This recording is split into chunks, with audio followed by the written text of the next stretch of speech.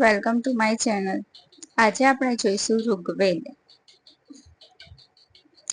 ઋગ્વેદને સૌથી પ્રાચીન અને જૂનો વેદ ગણવામાં આવે છે. ઋગ્વેદમાં 10 મંડળ, 1028 સૂક્તો અને 10,580 ઋચાઓ છે. ઋગ્વેદના ત્રીજા મંડળમાં ગાયત્રી મંત્રનો ઉલ્લેખ છે અને ગાયત્રી મંત્રની રચના વિશ્વામિત્ર ઋષિએ કરેલી છે. ઋગ્વેદના 10મા મંડળમાં વર્ણ વ્યવસ્થા, બ્રાહ્મણ, ક્ષત્રિય, વૈશ્ય અને શૂદ્રનો ઉલ્લેખ જોવા મળે છે. મનુભાઈ પંચોળી, જેમનું ઉપનામ છે દર્શક. દર્શક એ ઋગ્વેદને આર્યોના જનજીવનની આરસી કહ્યો છે.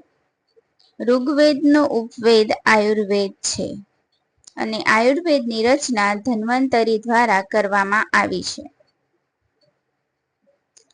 ઋગ્વેદનો રચનાકાળ ઈસવીસન પૂર્વે 1600 થી 1000 ગણાય છે. ઋગ્વેદમાં વર્ણન કરવામાં આવેલ બધી નદીઓમાં સરસ્વતી નદી સૌથી મહત્વપૂર્ણ અને પવિત્ર માનવામાં આવતી હતી. ઋગ્વેદને શ્રુતિ ગ્રંથ તરીકે પણ ઓળખવામાં આવે છે. ઋગ્વેદનું બીજું નામ શ્રુતિ ગ્રંથ છે. ઋગ્વેદને હિન્દુ ધર્મના 4 વેદોમાંનો પ્રથમ વેદ છે.